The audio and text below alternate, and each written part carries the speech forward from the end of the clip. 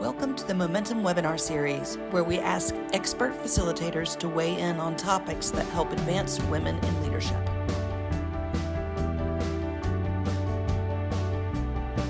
I want to thank you all for being here. Lisa Hall is our guest today. She is the founder and the CEO of Root Motive. She is a professional coach. She has an amazing background, and I could go on and on about all the amazing things that Lisa has accomplished internationally, not just here, but everywhere. And would love for her to share a little bit about that and how she became interested in coming into the color coding personality assessment, and why she has seen literally and being able to quantify why this is important and why it can help you to build and maintain your relationships with your businesses. But first, I do want to spend just a second here and thank our sponsors. If it wasn't for our sponsors, this would not be an opportunity for us to offer a free event to our community. So we're super, super grateful for all of our sponsors and how they are making an impact on women here in all of our communities.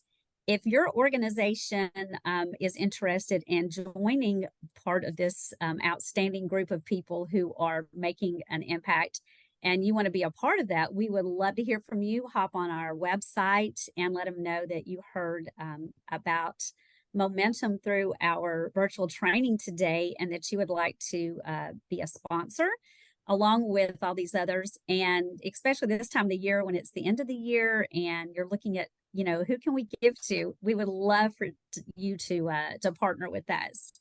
And so we do thank them for that. So Lisa, I am going to hand this on over to you, and you can start doing your screen share and you can start your presentation. Thank you for being here with us, Lisa. I'm so excited to be here. Thank you so much. It's an honor, and thank you everyone at Momentum Leaders for having me today. And I'm excited to share what I've learned, not only for me personally and professionally, that that's been effective for our teams and organizations and our students. And I started Root Motive because I wanted to help impact others. And I'm gonna start with a story, and this is from a blog that I'm submitting to the Color Code. This will frame it best. So, emergency veterinary medicine has a way of bringing out our limitations. It's not because of the dedication, long hours, or determined commitment. It's because of the emotional experiences, the sadness, the grief, and the stress that is experienced every single day. 11 years ago, I was new to the industry, and I was excited to work in an environment with animals. We had just relocated to the Washington, D.C. area. I learned quickly that my heart was going to be exposed to something I was not prepared. I was amazed every day observing the medical team saving lives and helping clients make tough decisions. However, I couldn't understand how anyone could be exposed to this heartache on a daily basis and come back the next day. From a young child, I was always really torn, and my heart was, had a tender heart for animal suffering and saving animals and bugs and everything else. I learned from a very wise soul that it wasn't about me, it was about the animals. From that day forward, I was able to view these circumstances in the lens of compassion and purpose, and how my leadership in a human resource and training capacity could support our team's efforts. From the very first day, I would say, what am I doing here? This is tough. It just goes back to what Charlotte told me. It's not about me. It's about the animals. I heard about the color code from a friend in the hospitality industry where I worked previously. After I took the assessment, it was so life-changing for me, both personally and professionally. I became certified to teach it. I immediately integrated the color code in our culture, and it became a life-saving anchor. Life-saving is that we were able to understand each other from a motive perspective and rest in personality differences, rather than hold behaviors as something consciously riddled against us. I'll never forget a conversation I had with an employee after a workshop, and she said, I thought you didn't like me, but I get it now. Or Another employee said, it gives us something to hold on to. Now we have that perspective. It keeps everything in perspective. I like to reflect and observe the color code at work in our environment. While stress brings out our limitations, our strengths shine when our needs are met. The needs that fulfill our purpose and the needs of solid relationships coming together as a team, as a united front.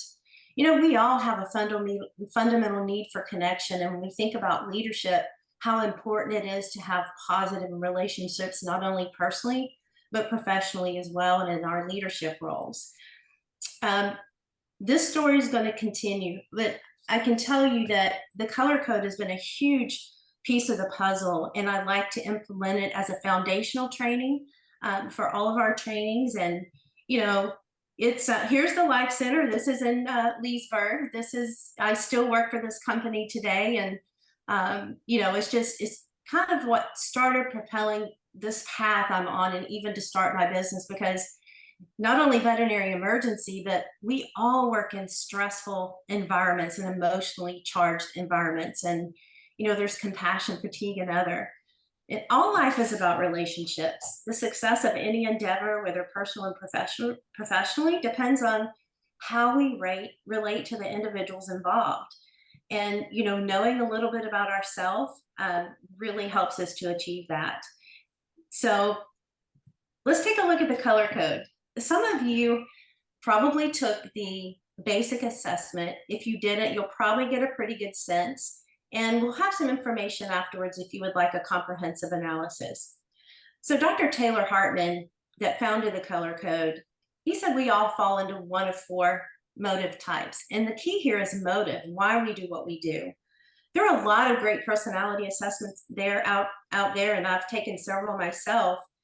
The thing is, do them because it really helps us in our self-awareness journey. Reds are the power wielders, moving from A to B, need to look good technically, be right and be respected, strong leaders, and love challenges. The blues, intimacy, need to have integrity and be appreciated, focus on quality and creating strong relationships. Whites are the peacekeepers, need to be accepted and treated with kindness, logical, objective, and tolerant of others.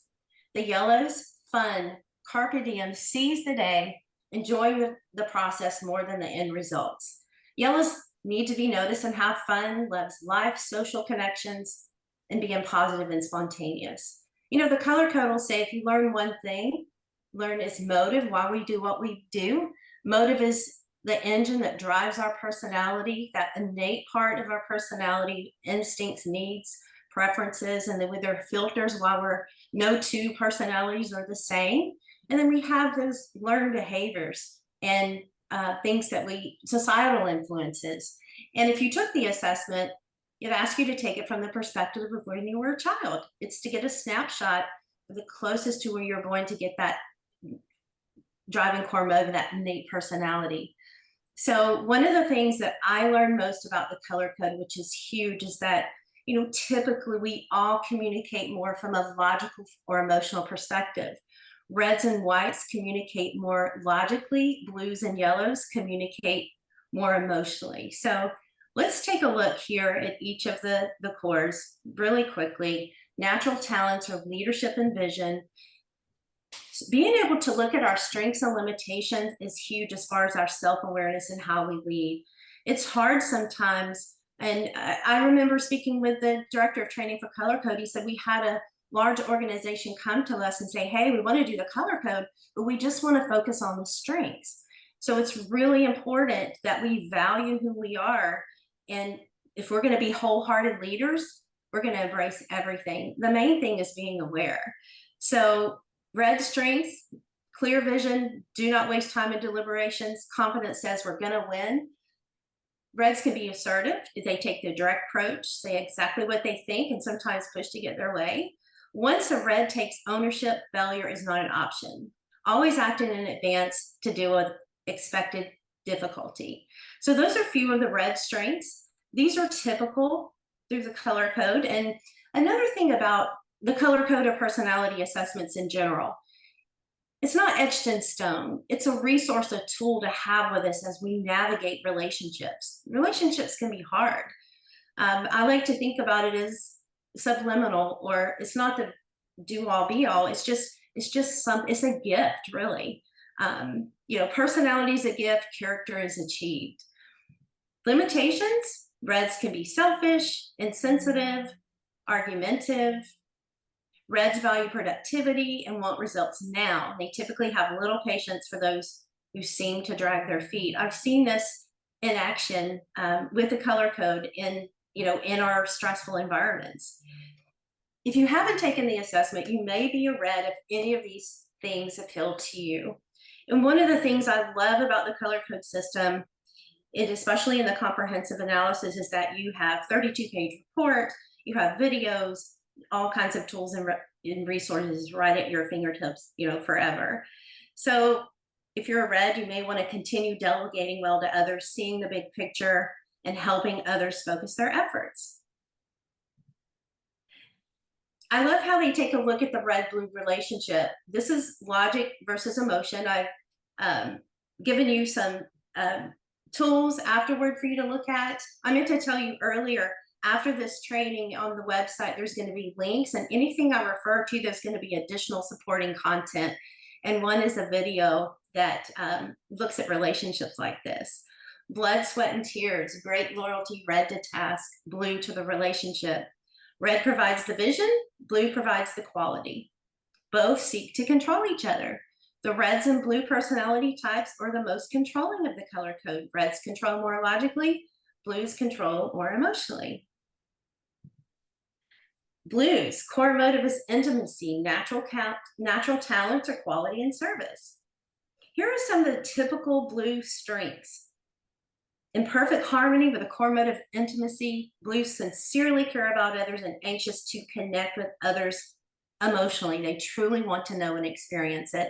Masterful at sensing insecurity in others, very intuitive, have a strong gut feeling about others with hidden agendas, lifelong commitments, dedicated, hard time breaking commitments. Always thinking, how can I enhance your life or help you succeed?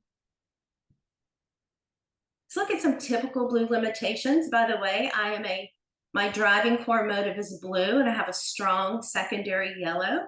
We learn in the color code that the secondary color is significant, especially if we're under stress. Our limitations come out more from that secondary. The most important thing is to be congruent to who we truly are, and that color code helps us with this. Blues can be overly sensitive and are constantly aware of their shortcomings, typically. Perfectionist, always finding flaws within ourselves and others. Worry prone is a Blue's worst limitation. We spend enormous amounts of time and energy worrying about any and all worst case scenarios. Sometimes Blues struggle to live up to the very high standards that we set for ourselves and others. So those are some limitations. You may be a Blue if you continue completing quality work, if you see yourself as an integral part of the team, and being responsible with your commitments. You have all of this resource in your color code. Blue-yellow relationships. The color code's coined it as hand in glove. It's an emotional connection. Emotion, problem solving, very creative, high quality. Blue provides the detail, and yellow provides the energy and risk taking. It's so fascinating to be able to look at this. Let's take a look at the whites. Core motive is peace, natural talents are clarity and service. Tolerance, not service. Treat people with respect and tolerance. Whites are some of the nicest people you will ever meet. Whites' kindness is logical. They don't typically judge people because they think differently and less likely to toot their own horn. Not a lot of extremes. Perceptions are untainted by ego. Matter of fact, whites are some of the most ego-less of all of the colors. Very diplomatic, approaching difficult situations with objectivity and kindness. Very inventive, tinkering with ideas and inventions. Typical limitations of white: avoids conflict, silently stubborn, will not always passively follow along, can see the logic of other options, so may not have a preference when making decisions, sometimes have difficulty verbalizing emotions. I believe whites prefer email communications versus face-to-face.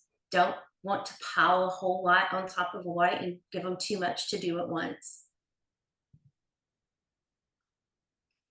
You may be a white if you invent new ways of solving old problems, or if you're diplomatic with office politics, or if you provide excellent clarity in problem solving. Let's take a look at the yellows. Core motive is fun, natural talents, enthusiasm, and optimism. Very happy, naturally optimistic and positive. Typically will trust things will work out. Our enthusiasm is infectious. Joy loves people, very charismatic, easy to engage with others, love to hear and tell good stories. Here today and go to Maui tomorrow. I've experienced this with one of my best friends that's a yellow.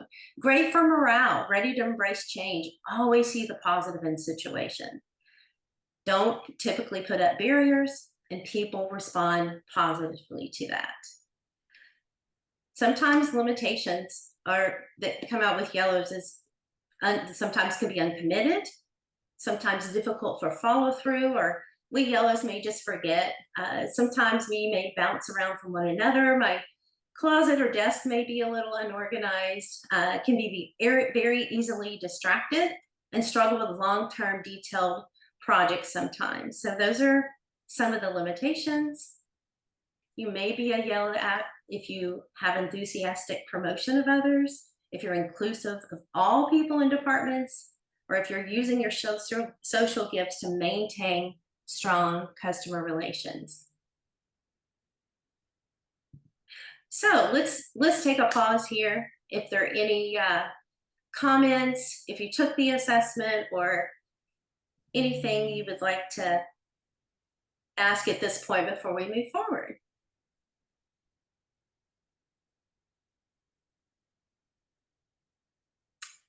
I'm not hearing. Oh, that's me talking.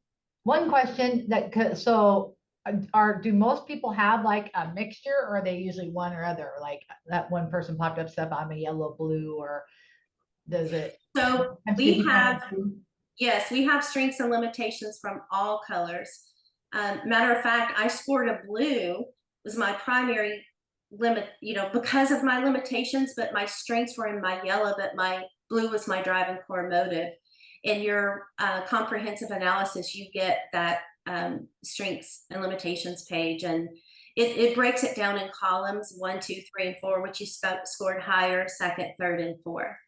It's pretty fascinating to look at, and because it was from when we were a child, we can literally, circle the top 3 or 4 strengths and the top 3 or 4 limitations, focus on those strengths, and how can we partner with someone that has a strength where we're limited. That's, having being proactive in our teams. Well, this, I'm going to work on this limitation, but wow, you do this really well. How can we work together to achieve this goal? If everyone would, who's taken the test, if y'all just go ahead and just put in what your results were. Mine was I'm a yellow blue. So that can be an interesting, and Lisa was very gracious, and I encourage any of you who've taken it to follow up and talk with Lisa further to help you break that down a little bit more. So that was interesting for me too. So thank you, Lisa. Oh, you're welcome. Lisa, my question was around the secondary color. How do you get the secondary color? Is it going through that more extensive test? Or we're gonna tell you how to do that at the end of the. You basically would just send me a message, and we'll work together to get that that comprehensive upgraded for you.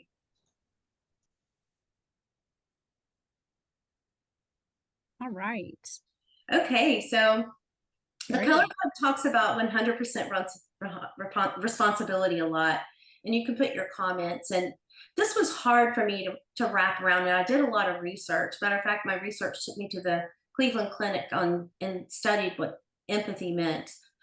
But it means taking 100% responsibility for our actions, not waiting for the other person to change. If we say things like, well, he would be so great if he would only do this, or if only they would do it this way. And mainly, if we're expecting our partner, whoever our partner is, our team member or whatever to contribute 50%, that's not taking responsibility. You know, it's hard. You know, why do I have to take the first step? It leads to our growth and development. And there's a lot more of this, you know, in your color code results, but it's something to think about, because we hear this, well, what does it mean to take 100% responsibility? It's taking responsibility for our actions. And there's a really great quote that really kind of sets the tone for me in my leadership and how we communicate and with our clients and our team members. And it's by Viktor Frankl. And he says, between stimulus and response, there's a space. And in that space is our power to choose our response. We get to choose how we respond to different situations. And that's really, really freeing. So, you know, we can definitely talk about this more. Send me a message. It's just so very important to think about it. It's not blaming, taking 100% responsibility.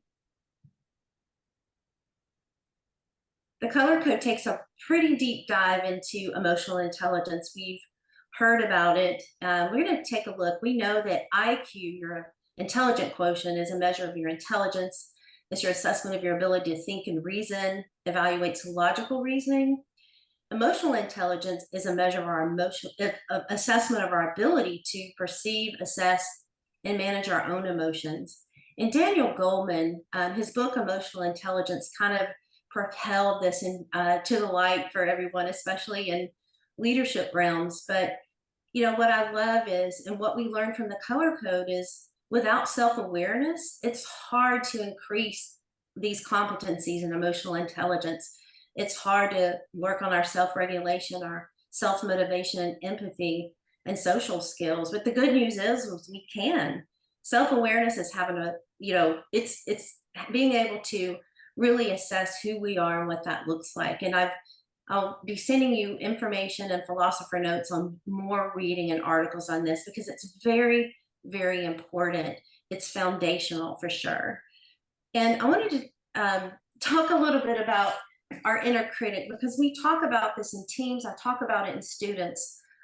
Psychologists say that our inner critics are formed in childhood. And, you know, this is our gremlins, our advice monsters, our self-talk, our limiting believer, you know, all of these kinds of things. And, you know, before I learned about this, I really didn't think about it much, but it's really important. Dr. Lisa Firestone says the primary reason relationships fail is that each partner brings to the relationship his or her own critical inner voices and defensive behaviors that those voices regulate. And, you know, I saw this on LinkedIn last week. I had to add it. Someone posted they admitted their inner critic and they have it sitting at their desk. And someone responded and said, oh, that's a compassionate way to relate to your inner critic. You know, whether or not we have inner critics or not, I do. And from what I've studied, what I've found that helps me most, and we talk about it in our teams, is to simply notice it. If we notice it, we can reframe it. If I tell myself I sounded so dumb, I bet they didn't learn anything. If I notice that, I can reframe it and say, you know what? I worked really hard, and I bet at least one person learned one thing. So reframing those thoughts and then releasing them. Kristen Neff is a pioneer in self-compassion research, and her book Self-Compassion outlines some things that can help us with our inner critic. She said, being aware of our internal heckling, that's noticing it. We're all in this together. We all experience this. Mindfulness, allowing us to see that our negative thoughts and emotions are just that, thoughts and emotions. I read something the other day that Anthony DeMello said. He was a psychotherapist, and he said, we should not say, I am depressed or I am gloomy. We should say it is, or it is depressed, because we are not our thoughts and feelings. I thought that was really amazing. And then belief in our own ability. Our imperfection leads to growth and wisdom. And one of my favorite books of all time is The Gift of Imperfections by Brene Brown. So I'm sending you a link to that note. Any thoughts?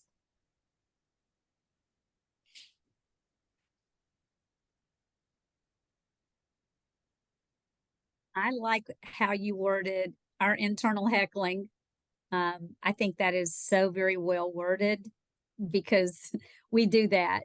We could be sitting there and even in a meeting and speaking, and immediately you start criticizing what you just said or what you didn't say that you should have, and that sticks with you. So understanding how your personality deals with that, and how at your core value, what how to play into that and how to be aware of it and stop it before it takes over your whole day. I like what you said on, or if we don't even say it, because that can prevent us to being productive members of a team when we're like, oh, I'm not smart enough. It may sound dumb. I'm not going to say anything. So that was a very good point. Tasha Urich and the Urich Group has done some really great research into self-awareness. She talks about internal versus external self-awareness. Internal is seeing ourselves clearly, our values, our passions, our aspirations, how it fits with the environment, our behaviors, our strengths, our limitations, and our impact on others. But the external is how others perceive us through those things. And it's amazing to think about, because we don't always understand how we're perceived, and it's quite differently than maybe how we think we are. So it's real important. Some of the things I learned from the research is we're more confident and creative when we're more self-aware. We make better decisions and build stronger relationships. We're more effective leaders with more satisfied employees with more profitable organizations. And their research with over 5,000 participants in 100 different teams, what she found is that only 10 to 15% of people are self-aware. And I've even seen research just in the population. It's very, very low. And also found that experience and power as we go up the leadership ladder hinders our self-awareness. We become more self-absorbed, and we're not doing those things that we need to do to continue our leadership journey.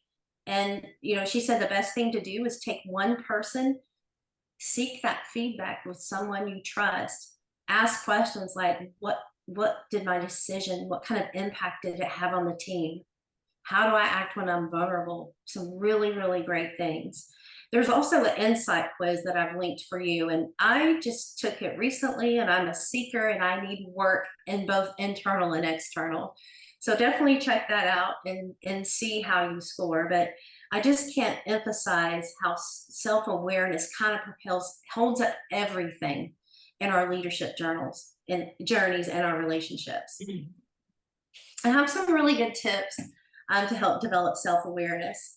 There it is again: recognize our strengths and limitations and value who we are. It took me a long time for me to be able to say I'm a relentless, interrupting perfectionist, but it feels good. It's empowering because I have that to, when we think about vulnerability with our teams, we can talk through some of these things. You're really great at this. Let's work together. And, how can we reframe and even build another strength to help with that? Admit when we're wrong. That's hard to do, especially when we're in new leadership roles. We don't want to look weak. I coached someone last week and she said, I'm afraid of failure. I'm in this new role and I want to get it right. And I love what Brene Brown says. She's like, I'm here to get it right, not be right. So I love that. Apologize when we've made a mistake. That's also hard to do sometimes. Staying out of judgment of ourselves and others. Recognizing our own biases, stereotypes, and prejudices. Taking responsibility, there it is, for our thoughts and feelings and how we respond. Not blaming, not moving away from a victim mentality. Being able to define our values and align those behaviors. That's one of the most important things we can do, and I teach this to the students, and we'll visit this in a moment, but it's so very important that we know what that is. Admit what we don't know and learn from others. I've learned so much from those that, I lead and others lead, and simply by being curious and asking questions. And, it's really great being truly present with someone else. I have no story to tell while they're telling their story, and accepting what we can't control. This is kind of my internal guide. Marshall Rosenberg's work in nonviolent communication is amazing. The simple act of observing versus judging behaviors that affect our well-being can help us create a compassionate flow. Try it. And we're not talking about, oh, this person's talking too much about himself, but what's this person doing right now? When we can observe versus judging what they're hurling at us, it puts on a different level and an empathetic plane. So try it and let me know what you think. I have this beautiful dog here because we learn so much leadership from our dogs, and how they're always happy to see us. They're non-judgment, but observe, not judge. Try it and let me know what you think. If you've not read the book or you have it on your shelf, I have it right here, 7 Habits of Highly Effective People, I highly recommend it. We utilize these concepts personally and professionally, breakout sessions within our teams. There's so much supporting principles in these habits. Being proactive, begin with the end in mind, first things first, win-win, seek to understand, then to be understood, synergy, and sharpen the saw. One of my most favorite things, and everybody that attends one of my training gets these deck cards, 52 weeks. There's cards in them with all kinds of habits and based on these 7 principles. I pulled one. This is week 42. It says value differences. It says identify someone you disagree with and make a list of their strengths. When they disagree with you, say, great, you see things differently. I need to listen to you. Wow, that is so very powerful that we, value the strengths of others. And here it is. Here's what the card deck looks like.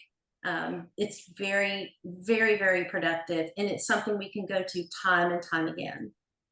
When we think of synergy, we think about highly effective people focusing on their strengths and celebrate and thrive on the strengths of others, respect and valuing differences so the whole becomes greater than the sum of the parts. Kevin Thompson said, and I'll never forget this when I attended one of his leadership courses, don't let one aspect of a person define the whole. Sometimes if we hold something against someone because of one thing we don't like, we don't include them in things. So include everyone. It's about influence and respect. It's about our level of influence. And it really struck me when I read the definition of influence, the capacity to have an effect on the character, development, and behavior of someone. Wow, leadership is a big responsibility. We impact lives. It's a privilege to be in a leadership role. Whatever leadership role we're in, it doesn't have to be formal, but we're leaders in this life. So remember that on influence. So I really like to dig in with values, especially to those I'm teaching and to the students. It's what we stand for personally and professionally. If we haven't sat down and written out your values, I encourage you to do that. There are values worksheets and so many different things, but it's important that you make sure it's ideas that you respect profoundly, want to live by, regardless of circumstance. It convicts us, non-negotiable. If I'm operating out of my value, I feel horrible. So it's very important. It's a foundation of our leadership brand. The values is a huge component of our leadership brand. So is our personality. So is our experiences in life, our leadership styles, all of these things that go together to create who we are as a leader. And it's very, very important to remember it and communicate it consistently, verbally and non-verbally, through our actions and decisions. Can those you lead name your values?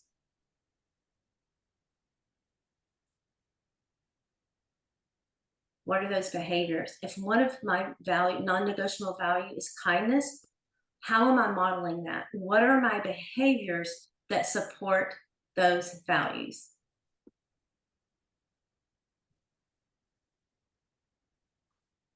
I love to utilize Abraham Maslow's hierarchy of human needs in our training. I feel like we're old friends, and you know, he's a pioneer of positive psychology. He got into the study when he was really his patients were thriving and they had happy relationships, and he wrote Motivation and Personality, and he defined 19 characteristics of self-actualizers, and the U.S. Army has utilized it as their slogan for many years, and they just started it back again and actually watched a training that an Army officer was doing talking about this model. And you know, the model is basically, in order to reach our potential, we have to successfully navigate these levels. And it was relaxed a little bit over the years, saying we can go back and forth between the levels depending on our environment. But it's important as organization and leaders that we're aware that this person may be in a different level and this person may be in a different level. But ultimately, I believe our goal as leaders is to help others reach their potential. And there was a really, this is, so out of the 19 characteristics, well, you'll have that in the philosopher note. I just pulled out a few that really related to me, something I wanted to work on, or something I'm like, yeah, I do that. But it's interesting to look at it and you think in these terms of self-actualizers. The Gallup organization does some really, really great work. Over 2.7 million workers across 100,000 teams. Research includes over 50 diverse industries. If you're not familiar with it, they created Gallup engagement hierarchy as a result of all of these folks that they polled. And I utilize this to have managers look at these and kind of tailor their organizations to it. You know, and they've kind of modeled it from Maslow's hierarchy of needs. Do I have materials I need to succeed? Does someone at work encourage my development? Does someone at work care about me? Have I received recognition in the last 7 days? Have I been have someone talk to me about my progress in the last 6 months? What are my opportunities to learn and grow? Since this model, they've added 4 more because of the pandemic and the hybrid remote work. My organization cares about my overall well-being. Have I received meaningful feedback in the last week? My organization always delivers on the promise we make to customers. Wow. That's something to think about. So this is very important. And they also, the Gallup poll also does Life Evaluation Index. And at the last polling, and this is 1 year ago, in the United States, 51% were thriving, and this was based on how they see their lives now, how they see their lives in the future, and 43% were struggling. This is important to think about. Those that we're leading in our organizations, we don't know what's going on in their life, but when they come into our workspaces, it's important that we provide that psychologically safe atmosphere, and we're mindful of what this looks like and what their experience is. So some really great things to think about here. One of the things that, you know, we can help with that, and I love this concept, transaction to relationship. I utilize it for team building. And, you know, you think about, even with something you learn it, apply it, and teach it. I had, this was one of our patients that came in last week, and you know, I spoke to the client. She was upset. I could have said, thank you so much, I'll follow up, but it was like, tell me a story. Tell me about Saint. I developed it to a relational component. Then you think about if someone asks a cast member, what time is the 3 o'clock parade? The 3 o'clock parade starts right at 3 o'clock. I love how Disney frames this question. It starts at 3 o'clock. I see you have a Goofy hat on. The best way to take a photo with Goofy is right here by the fountain. And when the parade's over, come and see me. So if we can get in the habit of a mentality of transaction to relationship, it helps us to be more effective in our communications and our leadership. It's so important to talk about and think about well-being and leadership. Emotional health flourishes in an environment of understanding. That's where that psychological safety comes in. You know, what we're providing for our associates. Happen to work for an organization that provides so many resources for that. You know, it's important for us personally too. Everything goes into how we flourish in our relationships. Exercise, proper nutrition, how we sleep. Are we breathing? So many times I find myself, I'm like, oh my gosh, I was holding my breath. I didn't know that. No wonder I'm anxious and having anxiety. So, you know, embrace the concept that life is happening for us, transform our words, those kinds of things. I love how Martin Seligman came on in 2000. He was the president of the American Psychological Association, and he really was a proponent for positive psychology. And he built this PERMA model, positive emotion, enjoying ourselves in the moment, completely absorbed in something we enjoy, engagement. In positive relationships, we flourish with positive relationships. I'm sending you a link to the Harvard 75-year on happiness, and then meaning, you know, being involved with something, a greater cause than ourselves, and celebrating our achievements as well. So I'll have some more information on you for you about this, but it's really important that we think about how well-being presents itself in our organizations. I have to tell everyone this because this is such an amazing course. I've linked it for you. It's from Yale University. It's one of their most popular courses. It's free. It's called The Science of Wellbeing by Dr. Laurie Santos. I've had teams go through it together and then have roundtable discussions on it. It's through Coursera, so Yale University. You will absolutely love it. The power of story. So I have a treat for you with the training from Shane Snow, and it's a training through LinkedIn. It's on storytelling. It's so phenomenal in how we relate and look at storytelling. He says good stories build relationships and make people care. And, you know, it can definitely transform the way teams and companies work together for the better. There was a story that I saw several years ago, and it involved Doug Dietz. He was a GE Healthcare design and development team, and he designed this new MRI machine. He went to the hospital. He was going to see it operate the next morning. He prepared to pat himself on the back for a job well done. He was talking to a technician. He looked down the hall. He's like, what is this? There was a young girl in her family coming down the hall. She was clutching her bear and she was whimpering. She was going to have an MRI the next day. And the majority at the time of this writing, pediatric patients had to be sedated for these types of MRI testing. And he's like, oh my goodness. He went from pride in his design through seeing that through the eyes of a child, and he resigned himself to the situation, and he went more of a leadership. He's like, I've got to do something. This, you know, I could have just said, oh, well, gosh, that's sad, but wow, what he did was amazing. He attended workshops, collaborated with other industries, Pixar, and he redesigned the experience. And this is the key here. Redesign the experience. And here's what he did. He created a story. So the children read pamphlets. The technicians doing the MRI incorporated story into the booming sounds. The children would say, can we come back tomorrow? So that is just so, so very powerful. And we think about how we relate, but more importantly, designing the experience for our team members, our clients, and our patients. And to continue my story, after we went into Wichita, Kansas, I was still in the veterinary industry. I was still working for my current company.